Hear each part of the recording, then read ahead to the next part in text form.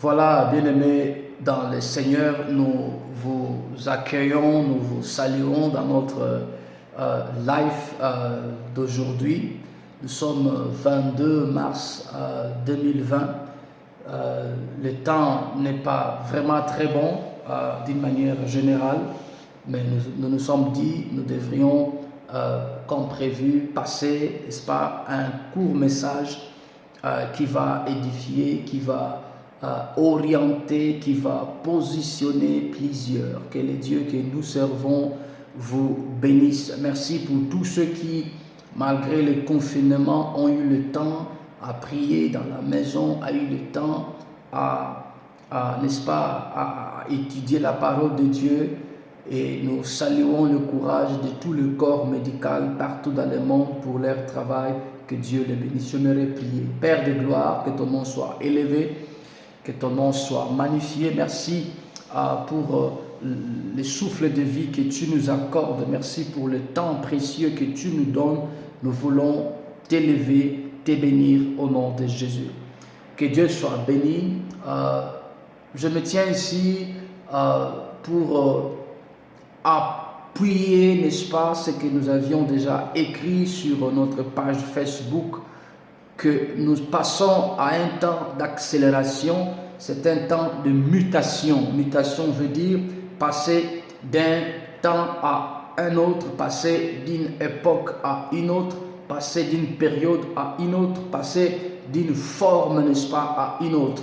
Je voudrais parler, n'est-ce pas, de l'épouse du Christ. L'épouse du Christ. Comme vous le savez, au nom du ministère Yann que je représente, Yann veut dire Jesus für alle Nationen.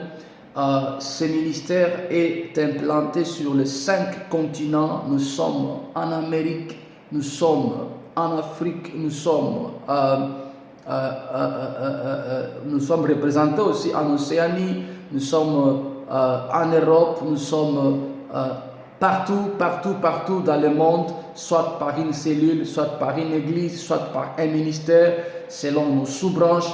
Dieu nous a fait grâce et c'est ainsi, je me tiens ici au nom de toutes ces représentations, au nom de toutes ces communautés, pour donner, n'est-ce pas, un éclairage sur les choses qui se passent. Nous savons que maintenant que les églises locales sont fermées, que les églises collectives sont fermées, eu égard au temps précaire de cette maladie.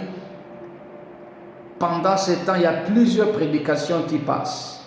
Mais ce que je peux remarquer, les tendances de ces prédications, toutes vont de plus en plus sur des aspects prophétiques. C'est où je voudrais commencer, n'est-ce pas, mon message. Peuple de Dieu, l'Église a 3 formes. Il y a l'Église individu, il y a l'Église collective, il y a l'Église où toutes les deux sont dans l'Église, n'est-ce pas, corps de Christ. L'Église individu, Paul l'explique, n'est-ce pas, sur 1 Corinthiens chapitre 6. Paul nous dit, il dit, ne savez-vous pas que votre corps est le temple du Saint-Esprit?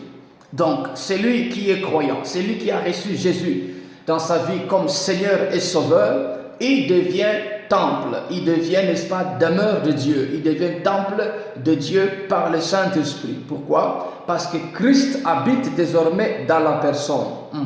Donc, qui veut dire, selon l'explication du frère Jérémie le prophète, Jérémie a dit, il arrivera un temps où la loi de Dieu ne sera plus écrite sur des tablettes de pierre comme au temps passé, mais elle sera plutôt écrite dans le cœur, parce que Dieu, n'est-ce pas, habitera le cœur. Et nul ne dira à l'autre ce que veut Dieu, parce que la loi de Dieu sera désormais dans le cœur humain. Ça, c'est l'église individuelle, l'église individuelle. Et pour l'être, il faut recevoir Jésus comme Seigneur et Sauveur. Deuxième forme d'église, c'est l'église locale, c'est l'église collective. Quand les églises individuelles se rencontrent, se rassemblent, ils créent l'église locale. Dans quel sens? Ils ont une adresse, ils ont un programme de culte, ils ont des structures, ils peuvent être institués et ainsi de suite. Nous le voyons dans le livre des Actes chapitre 2 verset 41. Il est écrit, ils étaient attachés à l'enseignement des apôtres, à la fraction de pain, à la communion fraternelle et à la prière. Ça, c'est l'église collective, c'est l'église locale, c'est l'église, elle peut être dénominationnelle, n'est-ce pas? Mais là, les deux églises là, elles sont toutes visibles. Elles sont visibles parce qu'on sait te voir et vous savez voir où vous allez prier dans une adresse X, dans un immeuble X. Mais maintenant, il y a une troisième forme d'église. C'est l'église invisible, c'est l'église corps de Christ. C'est l'église dont Jésus disait directement quand il a dit « Je bâtirai mon église ». Nous sommes dans Matthieu 16, 18. Il dit « Je bâtirai, n'est-ce pas, mon église et les portes des séjours de mort n'en prévaudront point contre elle ». C'est de cette église-là, c'est de cette forme d'église que j'aimerais parler. Quand vous lisez également dans Éphésiens 5, où il est écrit que Jésus-Christ est mort et qu'il est le mari et qu'il va présenter son église sans tache ni ride. Il ne parlait pas de l'église locale, il parlait de l'église corps de Christ. Parce que dans l'église locale, il y a le mal.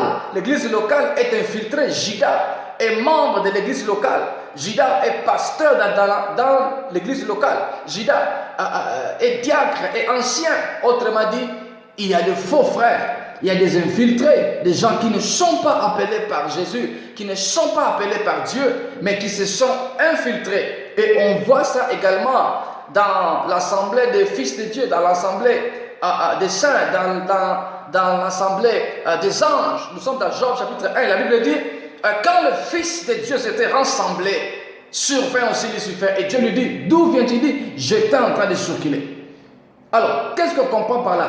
Satan a la capacité de s'infiltrer dans l'assemblée des saints.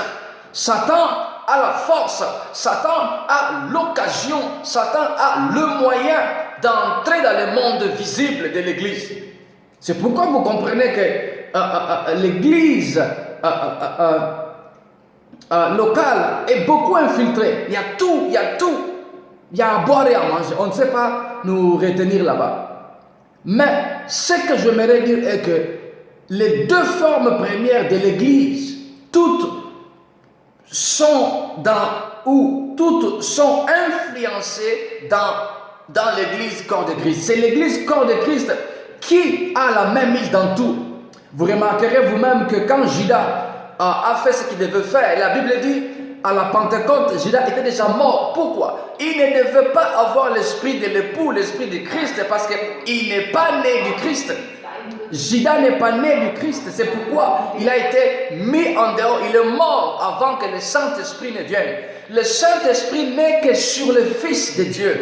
Le Saint-Esprit n'est que sur le Fils adopté. Ceux qui sont marqués du sceau. Éphésiens 4:30, la parole dit, n'attristez pas le Saint-Esprit, n'est-ce pas, qui est apposé sur vous, comme une marque de garantie, comme une gage. Gloire à Dieu. Mon frère, ma soeur, ce temps que nous passons, c'est un temps tellement prophétique.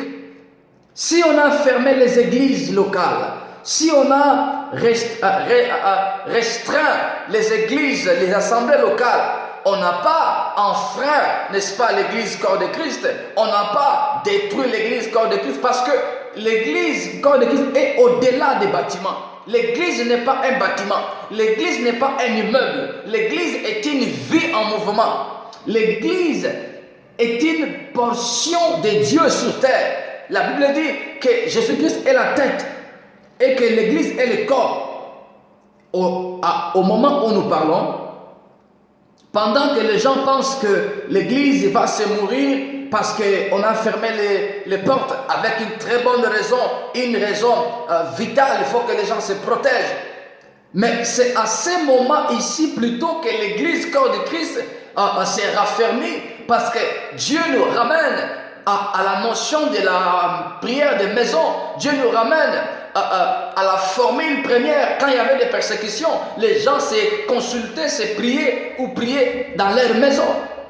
Il est écrit là où 2 ou 3 sont réunis à mon nom, je suis au milieu de Matthieu 18. Et le frère Josué a dit, dans Josué, je pense, 24, 15, il dit, si vous continuez, n'est-ce pas, à tergiverser de gauche à droite, moi et ma maison, nous servirons l'Éternel. Mon frère, ma soeur, moi je pense que pour ceux qui sont nés de Dieu, ils doivent maintenant commencer à époustoufler les robes, commencer à enlever tout ce qui peut être comme souillure, commencer à se préparer parce qu'il faut lever la tête maintenant. Quand vous regardez dans l'histoire d'Isaac et de Rebecca, la Bible dit, quand Rebecca a été prise par Eliezer de Damas et l'ayant emmenée, la Bible dit que Isaac était déjà sorti du champ. Isaac avait déjà fait un mouvement, il s'est mis en quarantaine en train d'attendre et Rebecca a levé les yeux, a demandé à Eliezer qui est là. Mon frère, ma soeur, l'église doit maintenant lever la tête et regarder qu'est-ce qui arrive. C'est où on a besoin de vrais prophètes de Dieu. C'est où on a besoin de gens qui viendront nous expliquer les choses. Gloire à Jésus. C'est où on avait parlé, n'est-ce pas, de Matthieu 25. La troisième forme de l'église corps de Christ, c'est cette église-là dont nous devons nous référer. Est-ce que tu es membre de l'église corps de Christ? Tu peux être diacre, pasteur, prophète, apôtre dans l'église locale, mais sans que tu ne sois membre de l'église corps de Christ, parce qu'aujourd'hui tout peut se falsifier. Il y a plusieurs qui ont donné à Jean-Baptiste de l'argent pour qu'il devienne reconnu officiellement. Il y a trop de combats de reconnaissance. Est-ce que Dieu te reconnaît? Voilà, c'est à cette période ici que nous allons identifier ceux qui ont réellement écouté la voix de Dieu, ceux qui ont réellement été ensemencés par le Seigneur. Aujourd'hui, YouTube a produit des apôtres, des prophètes, des prédicateurs. Facebook, n'en parlons pas, mais écoutez dans leur message. Est-ce qu'il y a Christ? Est-ce qu'il y a Christ?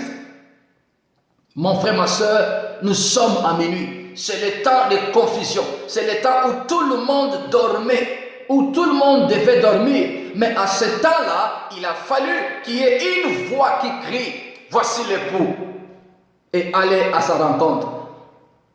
À mon avis, c'est le temps où nous devons résumer la foi chrétienne en deux messages. Un, voici l'époux.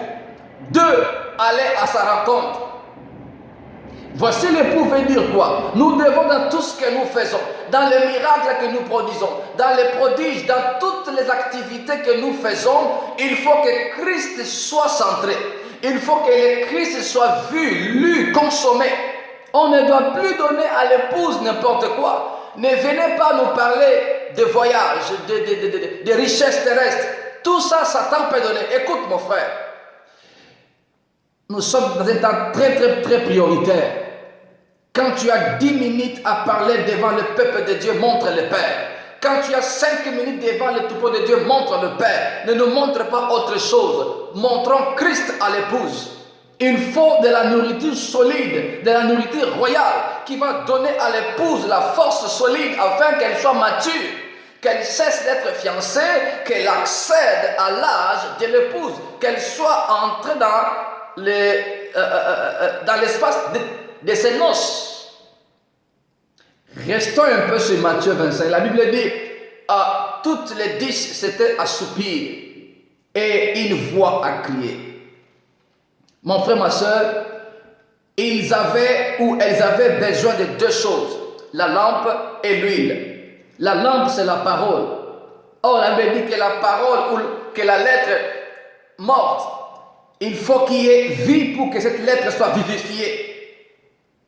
C'est quoi l'huile? L'huile, c'est l'esprit. Donc, pour entrer dans les noces de l'agneau, il faut avoir deux choses. Il faut avoir un, la lampe, deux, l'huile. Et je crois qu'auparavant, toutes avaient reçu les lampes et l'huile. Mais d'où vient que les unes ont perdu leur huile? C'est parce que cette huile-là est une huile à culture. Il faut que tu cultives l'intimité avec cette huile pour qu'elle se maintienne. Mon frère, ma soeur, aujourd'hui nous sommes aux abords de l'œcuménisme, aux abords de l'unicité de toutes les religions vers un seul Dieu. C'est comme une image pour la paix. Mais toi et moi, nous savons que c'est impossible que le même Dieu donne différentes voies pour aller vers lui. L'épouse doit se réveiller, l'épouse doit se réveiller, l'épouse doit se réveiller, l'épouse de Christ doit se réveiller et lever la tête. Quelle heure il fait? Est-ce que j'ai ma lampe? Est-ce que j'ai mon huile? Gloire à Jésus. Gloire à Jésus. Gloire à Jésus. Également comme le frère Adam. Adam devait identifier deux choses sur Ève, sa femme. Adam avait la possibilité d'être avec toutes les créatures, mais il a remarqué que chaque créature avait sa compagne. Et Dieu lui fit dormir d'un profond sommeil et en tire de ses côtes une créature que Dieu a fait. Et en la lui amenant, Adam a dit, cette fois-ci, elle tient de moi os pour os et chair pour chair. Qu'est-ce que cela veut dire? L'os, c'est l'image de l'esprit. La chair, c'est l'image de la parole. Gloire à Jésus. Pour que Adam identifie son Ève, il a fallu que Adam voie l'os. L'os, c'est quoi? L'os, c'est l'ossature du corps, la forme du corps. En plus, il faut que cette forme du corps soit couverte par la chair. Adam ne pouvait pas être mari du singe, ne pouvait pas être mari du lion ou de la lionne, mais il a vu en Ève les mêmes tissus, les mêmes choses qui correspondaient aux siens. Mon frère, ma soeur, avant que l'église ne soit enlevée, il faut que l'église maturise au même esprit et maturise à la même chair ou à la même parole. Or, nous savons ce qui est prêché aujourd'hui. La plupart des cas, ça oriente l'église à autre chose. Est-ce que l'église est réellement nourrie afin qu'elle puisse croître et qu'elle représente, qu'elle manifeste, qu'elle s'identifie à son époux? Question mark. Adam devait voir l'os et la chair. Maintenant, en transposant ces parallélismes, nous revenons maintenant sur Matthieu 25. Pour que l'époux prenne l'épouse, il a fallu qu'il y ait la lampe et l'huile. Donc, qu'est-ce qu'on comprend par là? Nous comprenons ceci. Donc, l'os, c'est l'esprit. Et l'huile, c'est l'esprit. La chair, c'est la parole. Et la lampe, c'est la parole. Donc, pour que l'église soit prise, il faut deux choses. Il faut qu'il y ait la parole et il faut qu'il y ait l'esprit. La seule chose qui peut nous identifier dans le monde maintenant, c'est la parole vraie. Tout le monde est prédicateur, mais tout le monde ne peut pas interpréter la parole. C'est où maintenant il y a la différence. Ces temps ici, on a besoin pas que des prédicateurs. On a besoin des hommes et des femmes qui peuvent décoder les Écritures, qui prennent les événements, les transposent dans les Écritures et nous les expliquent. C'est pourquoi nous disons, nous sommes à la fin ou presque à la fin du temps de la grâce. Les signes vont se démontrer de plus en plus à la persécution de l'église locale. Même après ce confinement, il y aura encore d'autres procédés, d'autres lois qui peuvent venir pour que tu n'ailles plus à la prière, pour que tu n'ailles plus à l'immeuble, pour que tu n'ailles plus à l'église temple, à l'église bâtiment. Alors, il faut que tu te ressaisisses, que tu réhabilites ton église individuelle. Toi, tu ne pries que quand tu es dans l'église bâtiment. Tu ne lis la Bible que quand tu es dans l'église bâtiment. C'est un problème. Josué 1:8 te dit que ce livre de la loi ne s'éloigne point de ta bouche. Médite-la jour et nuit afin que tu réussisses dans toutes tes voies. On ne dit pas qu'il faut aller seulement à l'église temple, mais il faut que tu aies une intimité personnelle. Gloire à Jésus. Deux choses pour la tenue correcte. Il faut avoir l'huile et il faut avoir la lampe. Gloire à Jésus. Épouse, écoute. L'épouse est partout dans le monde. Exactement comme la robe de Joseph. La robe que Jacob a donnée à son fils Joseph. Cette robe était multicolore. L'épouse est multicolore. L'épouse de Christ est internationale. C'est quand tu vois dans Matthieu 28 où il est écrit « Allez et faites de toutes les nations des disciples ». Dieu a son église partout dans le monde. Dieu a donné à son fils l'épouse partout dans le monde. Et vous le voyez aussi, n'est-ce pas, dans Apocalypse 1. 8 et les suivants. Il a fait d'eux d'un royaume de sacrificateurs. Toutes les langues, tout peuple. Je crois qu'il y a l'épouse de Christ aux Indes. Je crois qu'il y a l'épouse de Christ en Russie. Je crois qu'il y a l'épouse de Christ en Amérique. Même aux pays arabes. Il y a ceux qui, même par ce message ou par d'autres collègues, ont reçu Jésus ou recevront Jésus et qui s'apprêteront à l'enlèvement qui est imminent. Gloire à Jésus. Quand la voix a crié, voici l'époux, allez à sa rencontre. Les épouses, les vierges se sont réveillées et se sont apprêtées. C'est pourquoi nous conseillons, il faut que la voix crie et que cette voix doit avoir 2 messages. Ou résumant 2 messages, voici l'époux et allez à sa rencontre. Mon frère, ma soeur, c'est un temps où il faut que les vrais prédicateurs se lèvent. Il faut que les vrais explicateurs de la parole se lèvent. Il faut qu'il y ait l'onction prophétique pour expliquer, pour expliciter au peuple de Dieu à quelle heure nous sommes, et que faire. Gloire à Jésus. C'est pourquoi nous en Europe, nous avons la vue de nous consulter, de nous préparer. Plus va durer le confinement, plus nous allons nous préparer afin de voir que faire. Parce que nous savons qu'après ça, il y aura encore d'autres épreuves. Et que faire en tant qu'Église en Europe? Nous devons nous préparer. C'est pourquoi je prie que les dissensions entre les églises tombent, que les querelles entre leaders chrétiens tombent. Nous devons privilégier la robe de la mariée. Nous devons privilégier la nourriture nutritive pour l'épouse de Christ. Nous devons voir comment converger le travail vers la construction collective du corps de Christ en Europe. Si je peux même m'engager à dire ceci, je pense que nous sommes à la fin de l'église locale, à la fin de l'église institutionnelle ou même des églises dénominationnelles. Parce qu'à la ligne où vont les choses, nous ne devons plus parler que moi je suis d'eux. Non, identifie-toi au Christ. Au Christ et à sa rencontre. Que Dieu te bénisse. Que Dieu soit avec toi.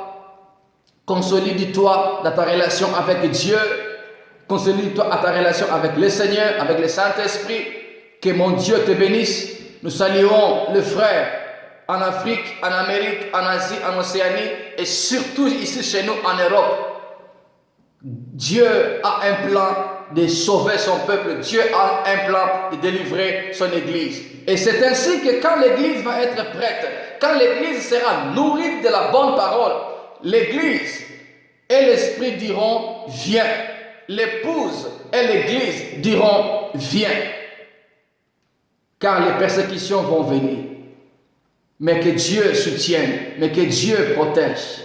Je demande à toute l'armée de Yann, éparpillée dans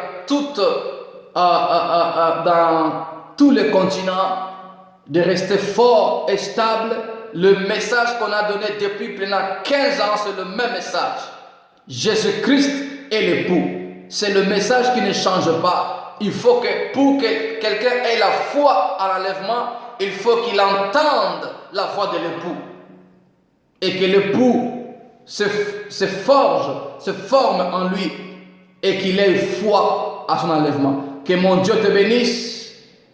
Que Dieu soit avec chacun de vous. Apprêtez-vous aux grandes choses qui vont venir. Apprêtez-vous. Restez fidèles à la parole. Fidèles à la foi. Ayez vos lampes allumées. Mon Dieu te bénisse.